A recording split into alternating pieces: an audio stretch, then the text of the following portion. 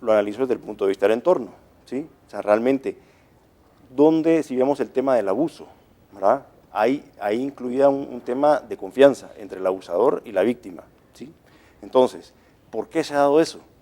¿Verdad? Pues porque vemos en Guatemala, por ejemplo, tenemos una alta desintegración familiar, y si analizamos la composición de los hogares, en qué hogares son los que hay un menor abuso hacia los menores, son los hogares que están establemente compuestos por un padre y una madre biológicos que se hacen cargo de sus hijos biológicos, ¿sí? Ahí es donde está la menor incidencia de los abusos, no digo que no lo haya, pero es lo menor, ¿sí? Entonces hay también un ambiente donde los padres fracasan en el cuidado que se tiene de los hijos menores para que no sufran este tipo de abusos, ¿sí?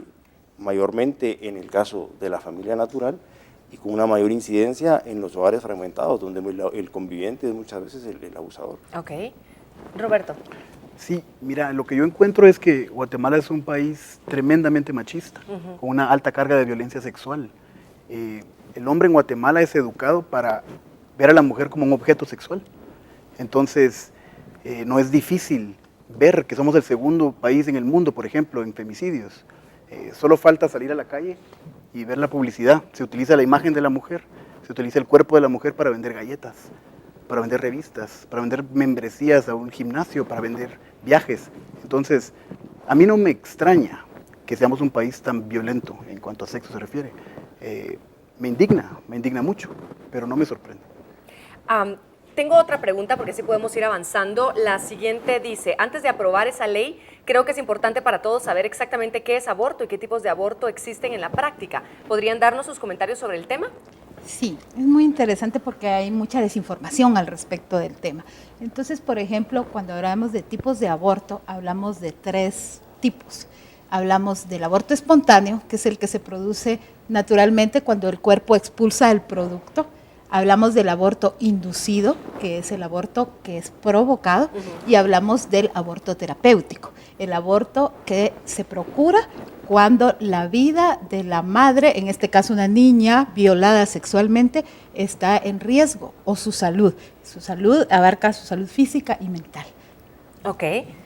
Bueno, en realidad la definición del aborto es un homicidio prenatal. Se tortura, se desaparece y muere un ser humano, no es un producto, es un ser humano. Y los tipos de aborto hay por succión, curetaje. La succión es como una aspiración, ¿verdad? Es 30 veces más fuerte que una aspiradora. Aborto por nacimiento parcial, la cesárea, es un aborto en periodos de gestación más tardíos, y también por químicos.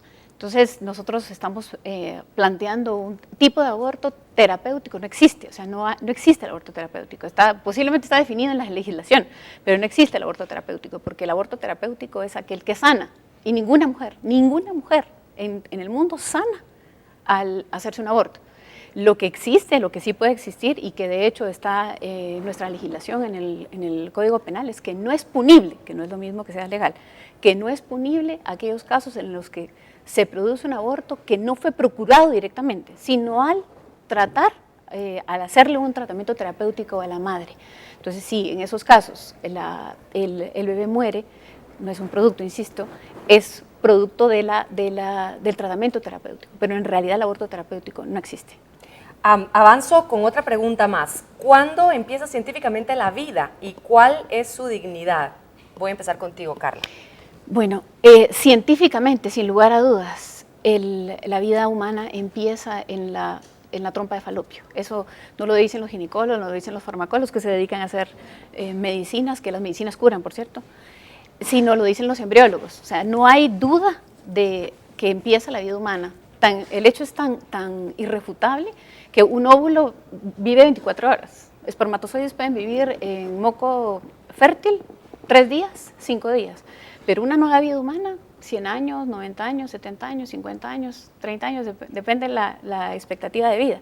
Entonces, esa vida humana que es absolutamente autónoma, no necesita de la madre. Yo me enteré de que estaba embarazada de mis 3 hijos cuando ya les latía el corazón.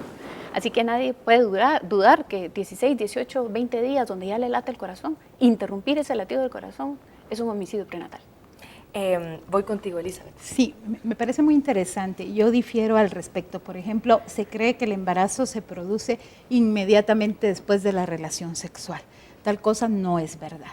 Científicamente se ha demostrado que hay un periodo de tiempo, y hablando de este tema que nos ocupa hoy, ese periodo de tiempo es básico y vital porque se puede administrar anticoncepción de emergencia. Ojo, que evita la concepción, por eso se llama anticoncepción, porque todavía no hay embarazo. De hecho, si una persona tiene relaciones sexuales, una niña violada, porque recordemos siempre que no estamos hablando de mujeres, sino de niñas abusadas, una niña fue violada hoy y se hace una prueba de embarazo en 10 días, no va a salir positiva, aunque después hubiera un embarazo. Entonces, la implantación, recordemos que tarda entre 14 y 17 días en efectuarse, y a partir de ahí la ciencia considera embarazada a la niña violada en este caso. Por eso es vital que conozcamos sobre la anticoncepción de emergencia, que administrada en las 72 horas después del coito evita que se produzca un embarazo y nos evita el dilema moral. Y hacia ahí deberíamos ir, hacia hacer todo lo posible por proteger a nuestras niñas, que son víctimas de abuso sexual, y además les queremos imponer encima una maternidad forzada para la cual, como también explicó la doctora Valencia, ni su cuerpo ni su mente está preparada.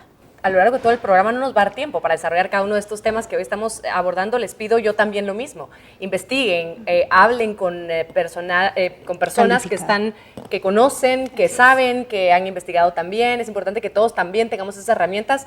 El objetivo de este programa es poner el tema sobre la mesa y hablarlo, porque efectivamente es un tema que se está dando, que podemos escuchar, que podemos mal informarnos también, y que vale la pena que cada quien también revisemos cuáles y dónde están nuestros valores y hasta dónde llegan nuestros valores, según lo que hemos aprendido y según cómo nos han educado también. Me tengo que ir a la pausa comercial. Yo sé que hay muchos comentarios aquí que son así como que quieren aportar. Vamos a la pausa. Al volver conoceremos algunos casos de personas que ya han hecho abortos. Además, hemos conocido también casos de personas que, a pesar de haber sido abusadas sexualmente, decidieron no hacerse abortos. Usted saque sus propias conclusiones. Vamos a la pausa y volvemos.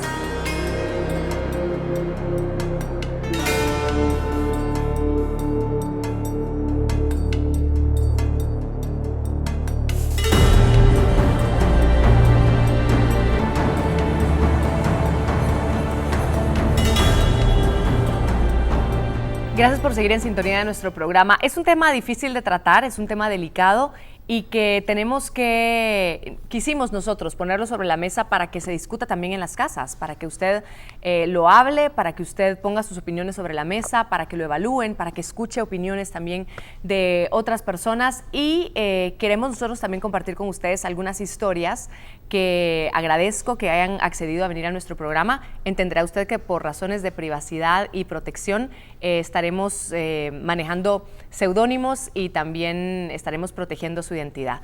Quiero recibir a Ana. Bienvenida, Ana. ¿Cómo estás? Bien. Gracias por acompañarnos. Ana, tú tienes 13 años. Sí. Y tú empezaste una relación con alguien, con tu novio. Sí. ¿Hace cuánto fue? Hace casi un año. Casi un año. Estaban enamorados, imagino yo, Sí. y decidiste irte a vivir con él, Sí. teniendo 12 años. Sí. Sí. ¿Qué opinas tú de esto? ¿Por qué lo hiciste de esta forma? ¿Tus papás accedieron a hacerlo? No. No. Te fugaste, digamos. Sí. Ok, lo hiciste sin permiso. ¿Qué pasaba en esta otra casa donde te recibieron porque fuiste a la casa de él? Sí. De principio todo era bien y después ya no. Ujú. Después empezó el maltrato, golpes, con palabras que no me sentía bien. Ujú. Y 3 veces yo me iba de la casa, estar sola, porque es doloroso estar así, Claro. que lo traten uno así, porque ¿Quiénes te trataban así, Ana? sus hermanos, él, ¿Sus papás también? no. No, sus hermanos y él principalmente. Para todo esto, ¿tú ya habías empezado a tener relaciones con él? Sí. Sí. ¿Siempre fue con tu consentimiento? En principio sí, después ya no. ¿Por qué ya no querías tener relaciones con él? Porque ya me quería ir de ahí y estar con mi mamá, Ujú. y él no quería. Actualmente tú tienes 13 años, como lo había dicho, y eres muy jovencita. Sí. estás en la adolescencia, Sí. ¿cierto? Y hace un año, pues de igual manera, eras mucho más joven aún. ¿Qué pasaba por tu mente en esos momentos en donde te sentías maltratada y te sentías mal? ¿Qué querías tú hacer? Irme de esa casa, ir con mi mamá y contarle todo. ¿Por qué no lo hiciste? Porque él no me dejaba. No te dejaban. Llega un punto entonces en el que él empieza a abusar de ti porque Sí. era sin tu consentimiento. Eso Sí. es un abuso, ¿cierto? Y quedas embarazada, ¿verdad? Sí, En el momento en el que en el sistema de salud de nuestro país se notan que una niña de 12 años está embarazada, lo reportan como una violación, ¿cierto? Sí. Que sí fue igualmente, Sí. y te dan la opción de si quieres tener o no al niño. sí, Tú decidiste tenerlo. sí. ¿Por qué? Porque era la única persona que yo le podía dar amor. Ujú. Y me encariñé mucho con eso. Te encariñaste. Sí. Te quiero preguntar, ¿qué pasó en tu embarazo? ¿Cómo fue tu embarazo? ¿Dónde lo pasaste? En los hogares. En los hogares. ¿Te retiraron de ese lugar en donde estabas, de la Sí. casa de esta persona, y te protegieron? ¿Te sentiste Sí. protegida? Sí. ¿Sí? ¿Cómo fue ese embarazo? ¿Qué sentías tú? Entre veces me ponía triste porque no podía estar con mi familia. Ujú, Entre veces sola. ujú. Y después que supe de mi familia me sentí apoyada. Ellos supieron y llegaron a A verte. verme. Ah, ok. Aún no podías salir de ahí No. hasta que tuvieras al bebé. Todavía estás allí. Sí. ¿Cómo ha sido para ti? Te quiero contar que yo tengo 2 niñas y sé que un embarazo no es fácil. Sí. Y yo los tuve a mis 29 años, ya fue mucho mayor. Sí. ¿Cómo fue para ti, mi amor? Porque tú tenías 12 años, 13, ahorita que lo tuviste, Sí. Primero no me dolió ni nada, ¿no? pero después ya fue un poco más costoso. Ujú. Es más responsabilidad. Ujú. Y hay de ver que no se enfermen y muchas cosas más que cuesta un poco. ¿Alguna vez contemplaste no tener a tu bebé cuando te lo plantearon? ¿Te atravesó por la cabeza? ¿Cómo así? ¿Pensaste en algún momento no tener a tu bebé? No. No. Independientemente que haya sido producto de una violación. ¿Cómo ves a tu bebé? ¿Qué significa tu bebé para ti? Es lo más feliz de mi vida que ha tenido. ¿Te deja dormir? Sí. Sí. Porque es muy chiquitita, ¿verdad? Sí. No es fácil ser mamá. Sí. Eso seguro ya te estás dando cuenta, ¿verdad? Sí. Yo te deseo lo mejor en tu vida de mujer, de mamá, lo que te queda de juventud también, Sí. de adolescencia, porque seguramente se van a cruzar ahí algunas etapas en tu vida. Sí. Ojalá puedas pedir mucha ayuda y te la puedan dar, de manera que ese bebito, esa bebita, pueda recibir ese amor que tú quieres darle, Sí. porque es lo que se merecen, lo que nos merecemos todos, ¿verdad? Sí. Muchísimas gracias por acompañarnos, Ana, y por Gracias. compartirnos un poquito tu historia. Quiero compartir con ustedes otra historia que tenemos al respecto de este tema y usted vaya sacando sus propias conclusiones. Fui adoptada cuando tenía 7 años de edad.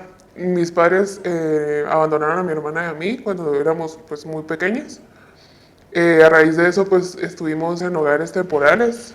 Debido a los problemas que mi hermana sufría muy emocionales, decidieron separarnos de esos hogares. A mi hermana pues la pusieron en uno muchísimo mejor que en el mío, pero eventualmente nos volvieron a unir. Cuando tenía 17 años me violaron y a raíz de eso pues yo quedé embarazada. Me di cuenta que no podía confiar en nadie, no sabía a quién acudir y realmente pensaba que si mis papás lo iban a saber se iban a desilusionar mucho de mí. La verdad es que me equivoqué al no contárselo a nadie y